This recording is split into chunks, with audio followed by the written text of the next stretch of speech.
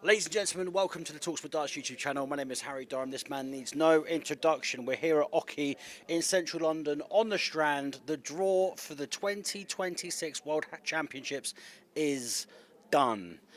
And it's already out there, but we can say that the world, no, it feels weird saying number two. The Don't world, say it then. Just say. it doesn't feel right. The world number two, my mate, Luke Humphries, is playing Ted Everts. Your Yeah. instant reaction off the back of that, Luke? Not really got one, to be honest. There's nothing exciting to say other than I know Ted as a person. He's a decent player, and it's no easy draw for me. But you know, it all depends how the person comes out. Like you could get the easiest draw and then play amazing, or you could get the worst draw and then play really bad. So it's kind of I don't really know what to expect. I've not really seen Ted play much darts over the last few years, and he's obviously done well on the Challenge Tour, I think. So yeah, he's playing all right. He's still gonna have to be at my best to beat him. Do you really pay much attention to draws at all? Like, if you're looking back at over like the Slam and stuff like that as well, Nah. does it really phase you? Nah, Because not at all. if you're gonna win your second world title or you're gonna win another tournament, you got to beat these players regardless. Yeah, the only one I really enjoy watching is the World Championship draw and the UK Open draw, just because it's like it's exciting in it and stuff like that. So I do feel like I enjoy watching them, but it doesn't bother me who I get. To be honest, if I play my best, I know that I'm a tough player to beat. So yeah, if I go out there and play like I know I can, then it's going to be a tough game for Deb. I feel something different about you today. There's a Yeah. different energy compared to when I saw you about 6 weeks. Yeah, I 8 feel weeks like ago. my game's in such a good place. I feel more confident. I feel like I'm starting to be a bit more like I'm going to win things, instead of like, oh, I hope I win this, hope I win that. Yeah, I'm a bit more like I need to start being a bit more not aggressive, but a bit more. You got to get in and win. I feel like you're more, because obviously we've done each other for a few years. I like to say we get on like a house on fire. I've got a lot of respect for you. I think you probably don't have that much respect for me. I But do. I feel like today, I saw you this time last year at Oki where we are now. There almost seems like you're already locked in. Conversation seems a bit, I feel like mentally you're already, you know what's at stake anyway. Yeah. From speaking to you today and knowing you well, I'm sensing a different person right now, and I'm loving it. Yeah, I'm just a bit more. I've enjoyed the last couple of years and everything that's come with it, and I'm just ready now to push my career on and win more titles. To be honest, I'm fully focused, and whatever happens in this world going into next year, I'm really going to work hard on this new throw that I've adapted that seems to be working really well for myself, and just try and smash it really. Just try and win as much as I can. Put Luke under pressure for that number one spot, and yeah, just keep pushing each other to us and keep bringing out the best in one another. But for myself, obviously, keep playing well. What was the general feeling like losing that world number one spot? Because I know, obviously, at the Slam, you were emotional. You were saying a lot of things to obviously off the back of losing that final. How have the last couple of weeks been? Yeah, honestly, it's not a big deal because it's just a number, really. A lot of people were asking me about it a lot, and it's like, well, my life really hasn't changed. It's just a number that's gone from a 1 to a number 2. The only thing that really changes financially, you lose a few bonuses, really, and that's it. Like, of course, it's a great feeling being at world number 1, but you don't sit at home sort of thinking every moment, I'm number 1, I'm number 1. That doesn't happen. The only time you really kind of realise it is when you do an interview or you get called up on stage and they say, the world number 1. That's it, really. So yeah, for that reason, it's amazing. But for everyday life, obviously, you don't really notice anything's changed. It's sort of like, as a presenter, as a fan of the game as well, it did tug a few heartstrings when you said, I didn't really feel like I was number 1. Yeah, Like, I didn't though. but that's the tough thing with the game and all of these great players that we've got in darts. It's great for the competition at the same time, but to not feel it. Yeah, I just felt like the world was just waiting for Luke to overtake me. Like there was no things about how I could stay at world number. It was more about how Luke could get to world number. There wasn't any graphs out there from every media saying, "Oh, this is what Luke Humphries needs to do to stay at world number." It was all about what Luke needs to do to go to world number 1. And I felt like, why am I not getting that chance to be like, well, this is what I need to do to stay. So, I showed a lot of bottles to be honest. I made 3 finals. I defended as best as I could. But obviously, when you're against Luke, he's a tough player to beat. And the Gian loss as well. Yeah, they didn't go my way, so unfortunately, I lost it. But if I could have won all 3 of them, I probably could have still been there right now. But yeah, you know, it is what it is. And you know, if we look going on fairness over the last 2 years, I think he's definitely been the number one player. But to look at, obviously, give Littler some credit where it's due. He's absolutely phenomenal. He's a great lad at the same time as well. Just the rise. It's not even 2 years. I know, Coming up for 2 years. The fact that he's world number one in these 2 years, won 7 majors this year. It's almost like we're in an alternate reality. I mean, the crazy thing is, if I weren't winning all them titles I did, he would have been world number one about 6-7 months ago. And that's when you put that into perspective as well. You know, because obviously the match player won last year, and the players and the masters, making all these finals. If I didn't do any of that and it was shared around a lot, he would have been world number one before the match play this year. So I've held him off quite well, but yeah, I mean, for him to have been world number one that quick, it would have been amazing.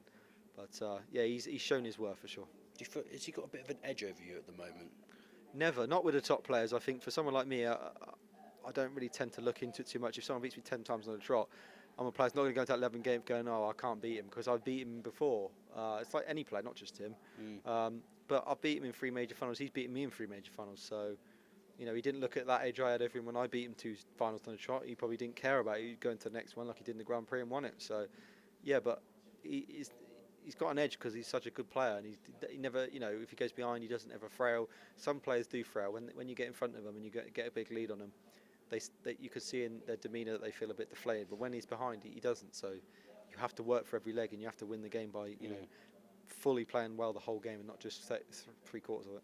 I always love sort of like picking your brains about these sorts of things. You're so vocal about the things that happen on social media, and Luke gets a lot of stuff on social media which I think is just totally unfair. You think about the Pikachu stuff that happened at the weekend, and I never understand this with crowds as well. If you're world number one or you're the world champion, it's as soon as someone is number one or at the top of their game, people just want to hate on them. Yeah. I don't know if they think it's the cool thing to do. We are living in a real moment at the moment, but Littler is so confident, and we need that. You're so confident, we need that. You said to me before about being like robotic because you can't act the way that, say, Nathan Aspinall does on stage and stuff like that. I just can't get my head around why people want to, you know,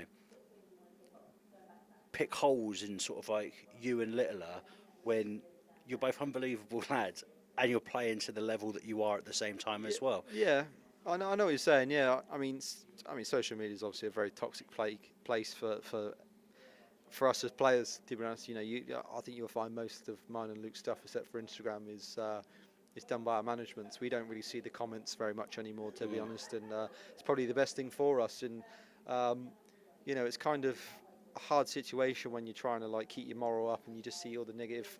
And the problem is, like, all the people that say the things they do, it's like they criticise you for everything you do, but you put them up on, you know, these people that say things, you put them up on that stage and they just crumble. Yeah. They wouldn't have a clue. They wouldn't have a personality. They wouldn't have, you know, charisma. They wouldn't be able to control their emotions. But they expect us to have every single one of them intact every single time we walk up on the stage. You know, you walk off after a loss and you're a bit disappointed. You're a bad loser. It's like you're not. You are allowed emotion where you feel a little bit of sad and hurtness. And sometimes you can't wait 10, 15 seconds to walk off the stage like I can and do it. Yeah.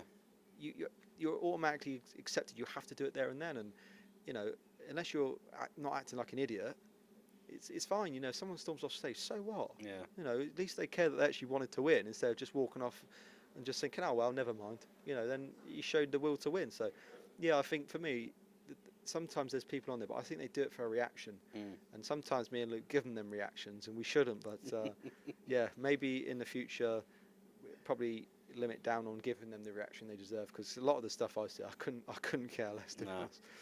£1 million. Yeah. How does that sound? Sounds good, doesn't it? Few things I could buy with that. We did the media day the other day, and no one gave me like a proper answer, and I feel like you'd be able to give me one.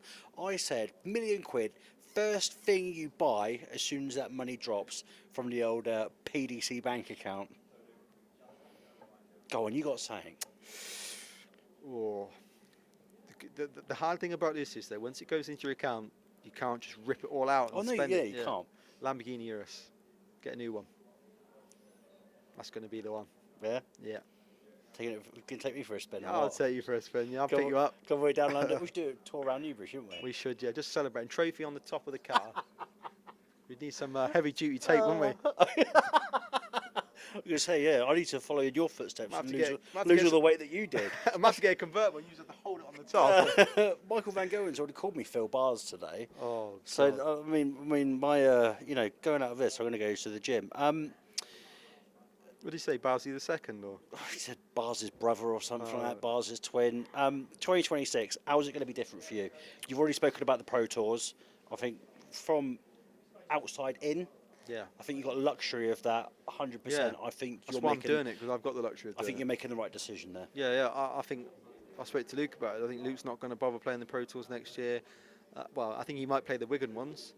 I might do the same, maybe, even if it's just for a bit of practice, to be honest. But I just can't play on every tour. I just can't do it. You know, No. It's not that I can't mentally or physically. It's more like I do have a family life that I enjoy being with. Yeah, you know, you got Mrs, you got Yeah. Little Un as well. So, and it's like 34 days on the Pro Tour, 3 days at the Players' Championships, plus all the days of the day before you travel, and sometimes you have to wait till the day after to travel home.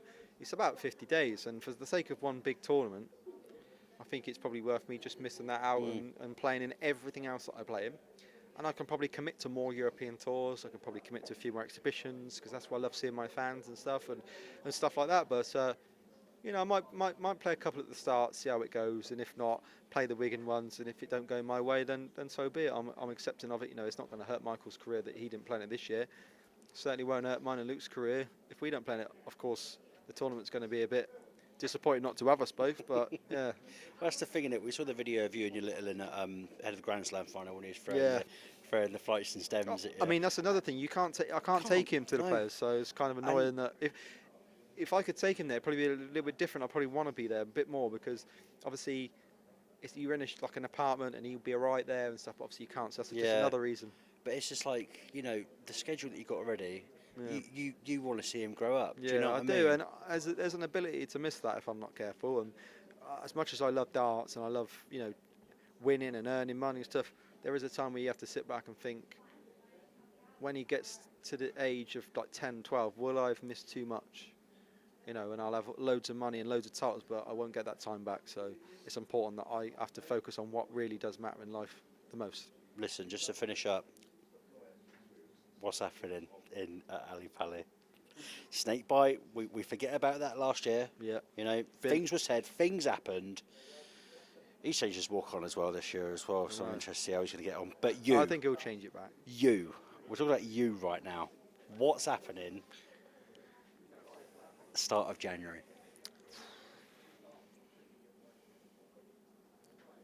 Pressure that, isn't it? Well, yeah, it's hard to say, because obviously the start of January is just full of tournaments, but I feel like I'll be world champion hopefully.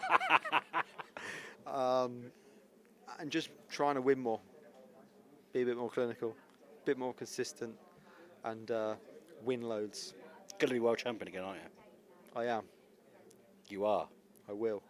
You're going to be. I have to be confident. I will. Listen, you probably know the person that runs the Crucible in Newbury. Get him back in there. Book it already. What's it? What?